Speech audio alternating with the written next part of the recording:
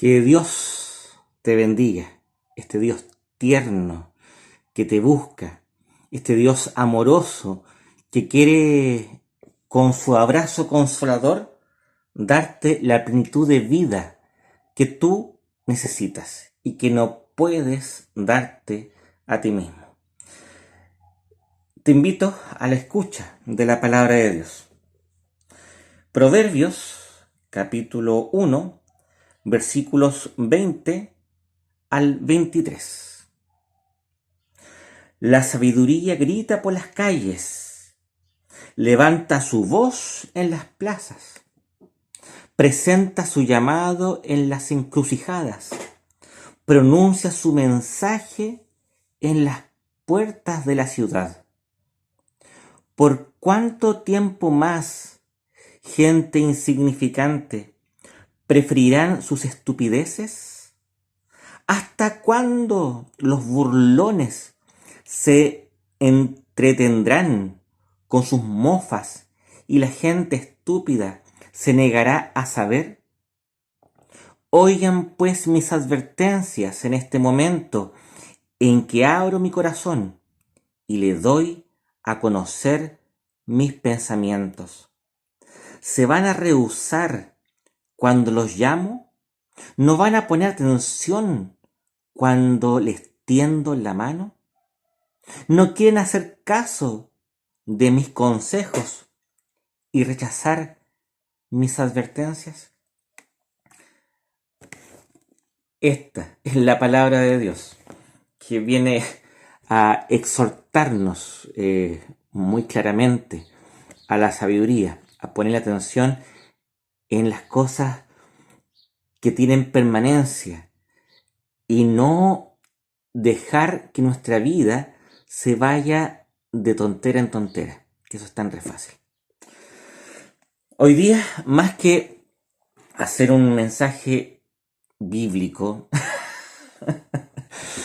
quiero ver la amplitud de este mensaje bíblico de verdad, que es amplio, a realidades que normalmente no tocamos.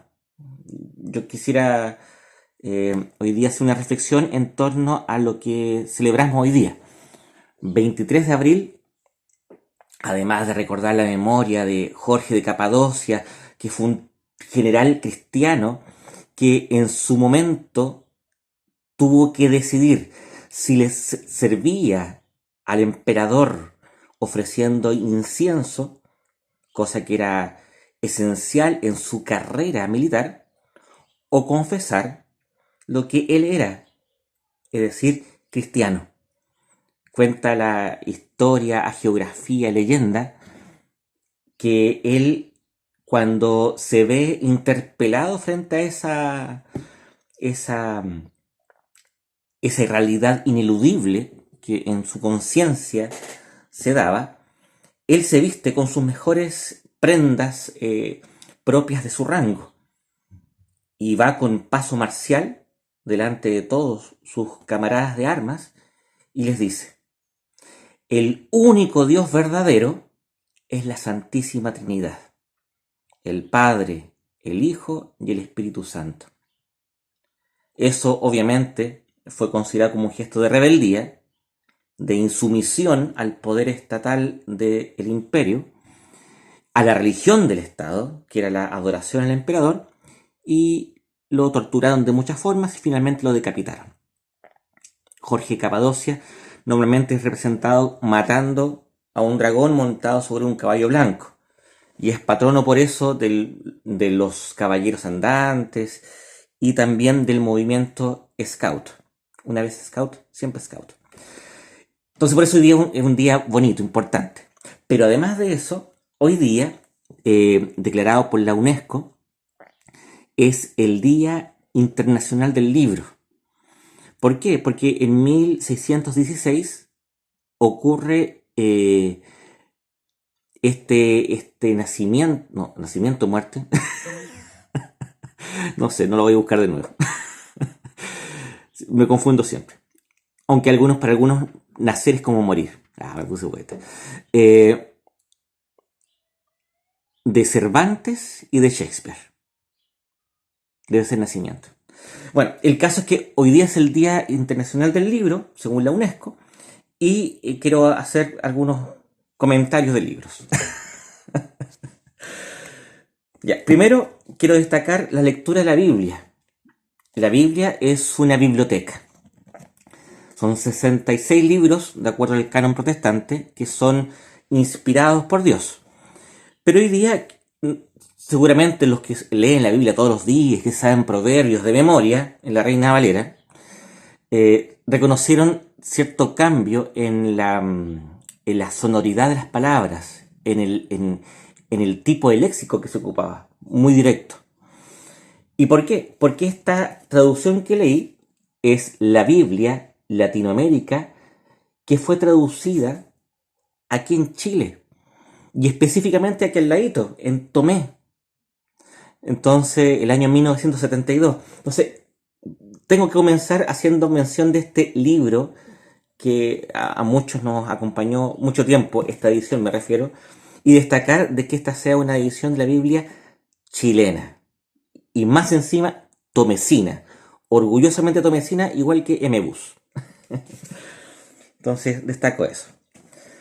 Tengo 4 libros que de manera rápida, no fue una selección tan tremenda, de hecho la idea se me ocurrió recién, que quiero destacar. ¿Ya? El primero que quiero mostrar se llama Vida, Trabajo y Vocación, de Darrow Miller. Ahí el Geo Vázquez, el papá de Geo Vázquez.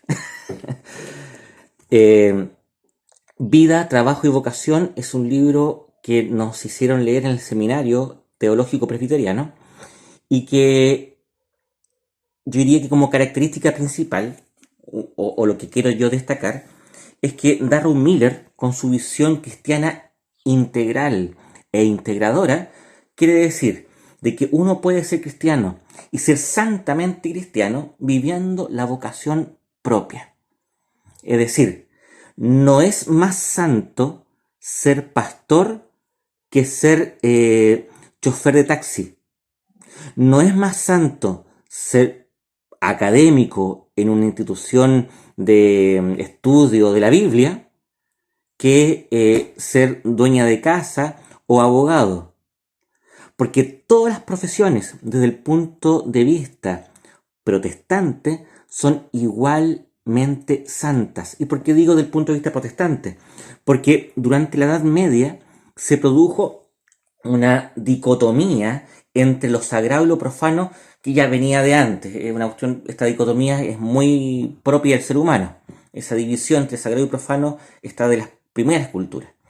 Pero en la Edad Media esto cobra un rol casi diferenciador de los roles que se cumplían en la sociedad. Entonces, claro, estaban los clérigos, entre ellos los monjes, que se dedicaban a la adoración y por lo tanto al cumplimiento de los consejos evangélicos, los cuales eran la pobreza, la obediencia y la castidad. O, en el caso de que fuese el monje, la pobreza, el cambio de costumbres y la estabilidad, que son un poquito distintos. Pero quedaba como circunscrito únicamente a ellos el servicio santo a Dios. Y para todo el resto, las actividades profanas. Entonces, esta clase nueva de personas venían a ser el vínculo, el puente, el espacio pontifical entre Dios y el resto del pueblo. Que dice con mucha razón Darrow Miller de que esto es mentira, de que esto no dice relación con la visión bíblica de la antropología, sino que más bien es un eco de visiones clásicas, en donde el trabajo manual era visto como cosa de vulgares, ¿ya? Entonces, obviamente la actividad intelectual y espiritual sobre todo era para una clase distinta de personas. Entonces, por favor, lea este libro, porque sobre todo si usted es evangélico, tienen la obligación de leerlo, porque es muy probable que usted venga de una tradición cristiana en la que se decía que el mundo era enemigo de la iglesia y que usted debía dedicarse únicamente a cosas santas. Por lo tanto, ¿cómo va a estudiar farmacia? Váyase a misionar mejor. ¿Se da cuenta? No, pues, un farmacéutico, un pedagogo, un ingeniero, un zapatero, es tan santo en su vocación como el más erudito de los profesores de Biblia. ¿Te das cuenta? Entonces, incluso la palabra vocación, eh, en alemán, que si no me equivoco es Beruf, puedo equivocarme, es invento del mundo protestante. Entonces, eh, eso es muy, muy esencial. Aquí no hay un estatus distinto de acuerdo a lo que tú puedas realizar para la transformación del mundo a través del trabajo. Todos los trabajos son santos y perfectos. ¿Ya? Me acuerdo de una anécdota que tuvo Christine Fitzurka, una profesora que tuve, madrina de matrimonio nuestra, que ella hizo clase en el colegio árabe en Santiago, colegio de clase alta. Y en algún momento ella estaba explicando acerca de Dios como creador del universo. Y cuando se puso a hablar del jardín del Edén, dijo que Dios era como un jardinero. Y un niñito, esto del terror, un niñito de segundo, tercero básico le dice, pero eh, eso no es posible. Dios no puede ser un miserable jardinero. ¿Se dan cuenta? Es una expresión muy palpable de esta división de funciones y la categorización de las personas a partir de lo que trabajan. No, todo trabajo es digno porque es trabajo y Dios trabaja hasta el día de hoy, como dice Jesús. Entonces, Vida, Trabajo y Vocación de Darrow Miller. Y básicamente todos los libros de Editorial Jucum. Entonces, lea. Segundo de los 4 libros que voy a nombrar. Este es uno de mis favoritos. Son las obras completas de Teresa de Jesús. Un libro muy lindo, antiguo también, de hojita amarilla. Es un libro muy hermoso. ¿Por qué lo seleccioné? Porque en Teresa de Ávila tenemos 2 cosas como conjugadas. Primero, que es una mujer del siglo XVI. Saque sus conclusiones. Momento en que la mujer está totalmente bajo el dominio masculino. Esta mujer no solo piensa, en el sentido de que se atreve a pensar de una forma discordante a las normas establecidas en el momento. Ella es muy díscola, es muy independiente en su forma de elaborar las ideas. Por eso le costaba mucho este diálogo con sus confesores, que eran todos hombres y que no la entendían. A ella le costó mucho encontrar a alguien que pudiese ser como el alma gemela. Algunos hablan de Juan de la Cruz como su alma gemela. Mentira, el alma gemela de Teresa de Ávila es Gracián. Y algunos proponen ahí cierta cosa media de amor erótico, lo cual sería muy lindo y legítimo, por cierto. Asumiendo de que ella era mayor que él. Pero eso ya es en la farándula teresiana. Bueno, el punto es que Teresa es una mujer tremendamente profunda. En esta independencia que ella va labrando y que ella defiende, ella es capaz de elaborar coherentemente no solamente un discurso, sino que una doctrina. Yo me atrevo a decir de que el gran aporte que hace Teresa de Ávila, o Teresa de Jesús, como ella luego se bautiza, es que es la coloquialidad de su lenguaje. Por eso a veces cuesta un poco leerla, porque ella hace muchos paréntesis. Ella escribe como habla, lo cual hace de que su escritura sea muy desde lo su experiencia y de su cotidianidad.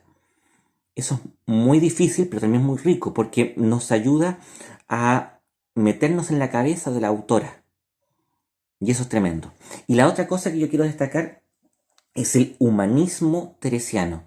Ella trata con Dios, pero trata con el Dios de la Biblia, el Dios que humaniza, que personaliza.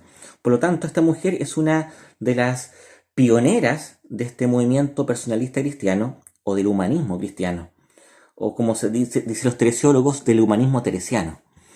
Entonces, básicamente esto es que uno construye su relación con Dios o va creciendo en su relación con Dios junto con otros. Y que la realidad de esa relación con Dios se da en el encuentro con los otros. O sea, como yo trato a mi hermana, como yo trato a mi prójimo, el que está aquí al lado. O si no, es puro discurso, sin ningún significado y es pura razón más para irse al infierno. ¿Te das cuenta? Entonces, el humanismo teresiano apunta justamente a eso, a la libertad, a la dignidad de la persona, a esta dignidad resignificada a partir del amor de Jesucristo, al cual somos llamados a ser amigos fuertes en la oración.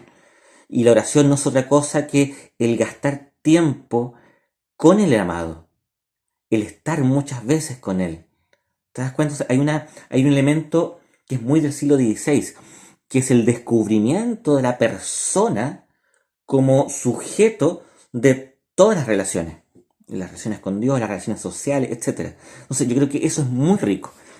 Eh, Habrán personas que, pucha, lo siento, que van a decir, pero, pucha, el pastor aquí está hablando de una monjita católica, ¿qué significa esa cuestión? Ya se me puso raro.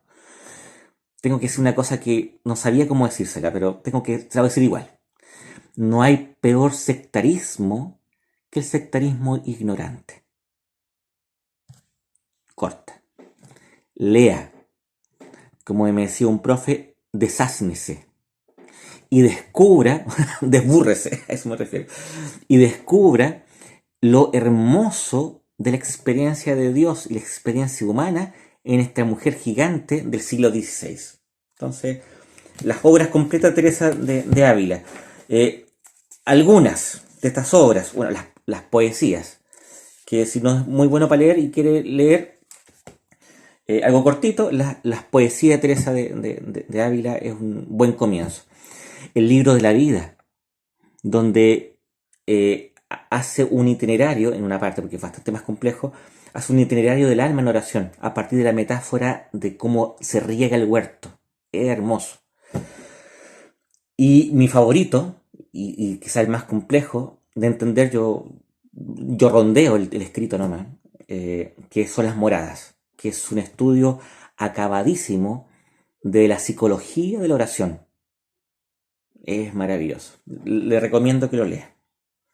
Entonces, las obras completas de Teresa de Ávila o Teresa de Jesús, editorial de Espiritualidad, Los Carmelitas. Tercer libro, Ríos de agua viva, de este querido amigo mío, Richard Foster, que es un cuaquero, está de la Sociedad de Amigos, y junto con otros compañeros más, es fundador de una instancia interdenominacional protestante sobre espiritualidad, que se llama Renovare, ¿ya? De hecho, de ahí sale la Biblia, que Renovare, que es, o Renovaré, le pusieron el acento acá, no sé por qué, que es una muy buena herramienta para las personas que están interesadas en crecer en una lectura espiritual de la palabra. Y cuando digo espiritual no estoy diciendo ni metafísica, ni estrambótica, sino que sencillamente entendiendo el, el cómo la palabra de Dios debe afectar mi vida en lo concreto. ¿Ok? Entonces, Darrow Miller, en Ríos de Agua Viva, que lleva como subtítulo El retorno a la fuente de la renovación perdurable, él hace una cosa que es súper interesante. Él divide la vida espiritual desde los distintos carismas que Dios puede suscitar en uno. Entonces hay varios tipos de vida espiritual. Hay una tradición, y esto está claramente reflejado en la vida de la iglesia. El estudioso atento, al que tome en el transcurso del desarrollo de la historia de la iglesia, va a poder catalogarlo, con las limitaciones que tiene eso, en alguno de estos subgrupos. Entonces él va a llamar a estas diversas tradiciones de la siguiente forma: la contemplativa, que es descubrir a Dios en la oración; la tradición de santidad, que es descubrir a Dios en una vida virtuosa; la tradición carismática, que es descubrir a Dios en el poder del Espíritu Santo; la tradición de la justicia social, que es descubrir a Dios en la compasión y en la preocupación por la transformación de la injusticia en el mundo. Luego viene la tradición evangélica, que es la tradición centrada en la palabra, en la predicación. Y la tradición de encarnación, que ahí, desde un punto de vista un poco más amplio, él llama también descubrir la vida sacramental, pero no está hablando de los sacramentos de la iglesia, el bautismo y la Santa Cena, sino que está hablando, por ejemplo, del arte, de, de la arquitectura, de la belleza en el mundo, por ejemplo. ¿Ok? Y tiene cosas muy bonitas. A mí, bueno, obviamente que cada capítulo eh,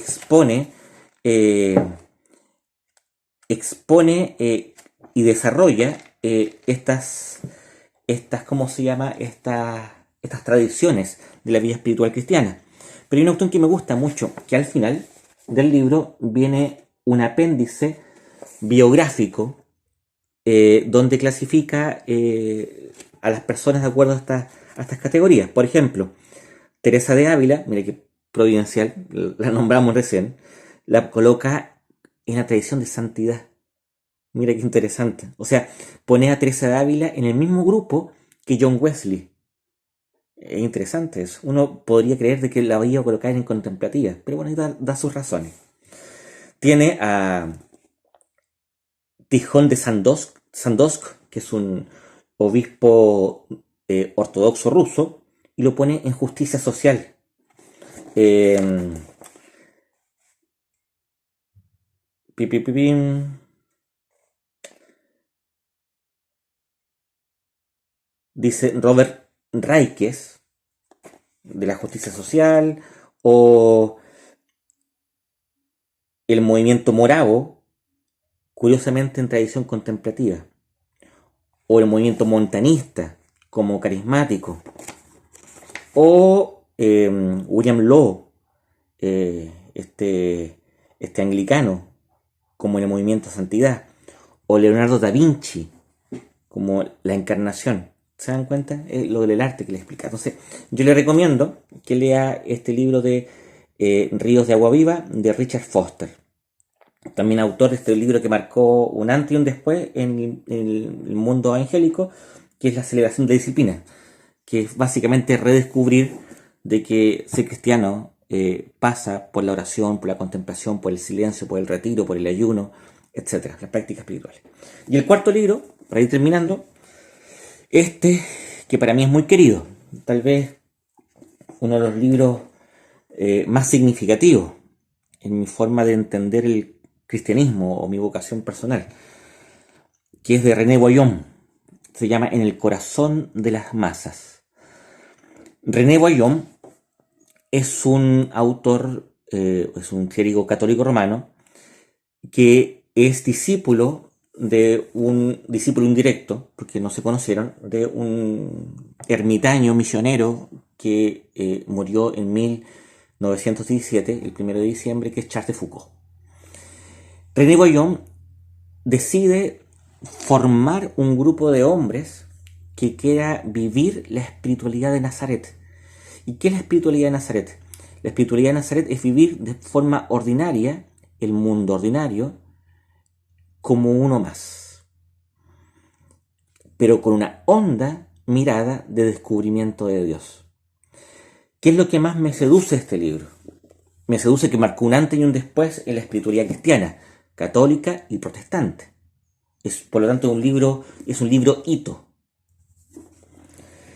Y de alguna forma nos invita a todos a tener una mirada más profunda en la realidad cotidiana, en la realidad laboral, en la realidad del dolor que produce el trabajo alienado, en la realidad del dolor que implica la explotación.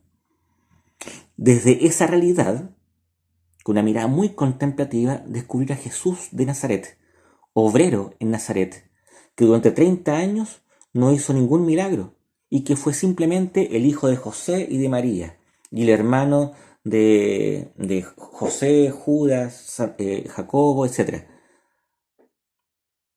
Eso es muy potente. Y como decía alguien por ahí, José María Javierre, cuando escribe sobre Teresa de Ávila, la mejor forma, y parafraseándolo, de conocer la espiritualidad de este libro es conocer a los hermanitos de Jesús. Sobre todo a los hermanitos de Jesús, que son hombres y también mujeres, las hermanitas de Jesús, de hecho estuvieron en Talcahuano hasta hace poco, que viven radicalmente esto, el encuentro con Dios en medio de la realidad obrera. Tremendo, tremendo. Eso. Eh, un breve comentario de lo que leíamos el texto al comienzo de la lectura. La sabiduría grita por las calles y nos invita constantemente a poner atención a las cosas importantes. Dios le sale al encuentro. Yo creo de que Dios me ha salido al encuentro en la persona de René Guayón, de Teresa de Ávila, de Richard Foster y de Darrow Miller.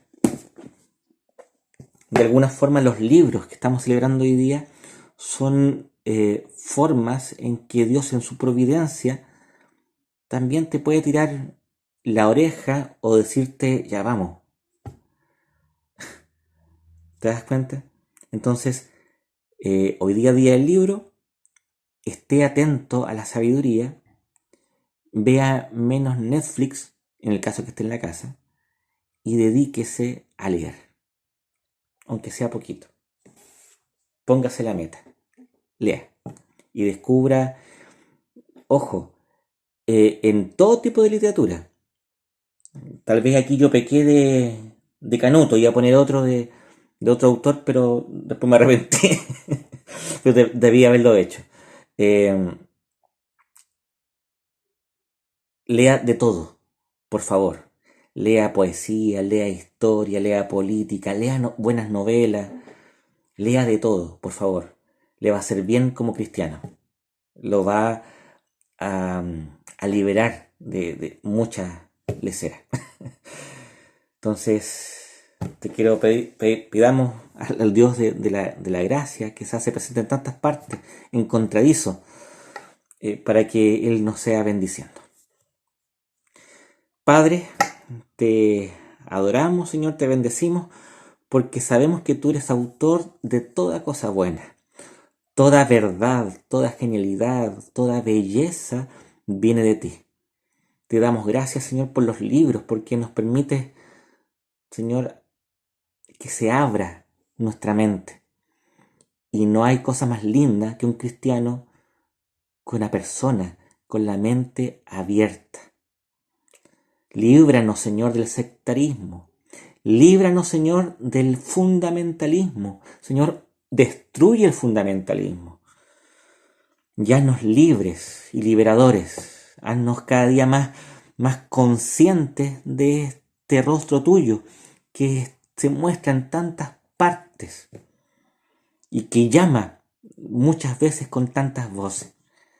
Gracias, Señor, te damos por la gracia común, porque tú haces hablar a todos, creyentes y no creyentes, con la belleza, con la bondad y con la verdad. Por eso, Señor, te adoramos porque todo, Señor, lo has hecho bien. Bendito seas por siempre. Gracias, Señor, por todos los libros. En el nombre de Jesús. Amén. Que el Señor te bendiga.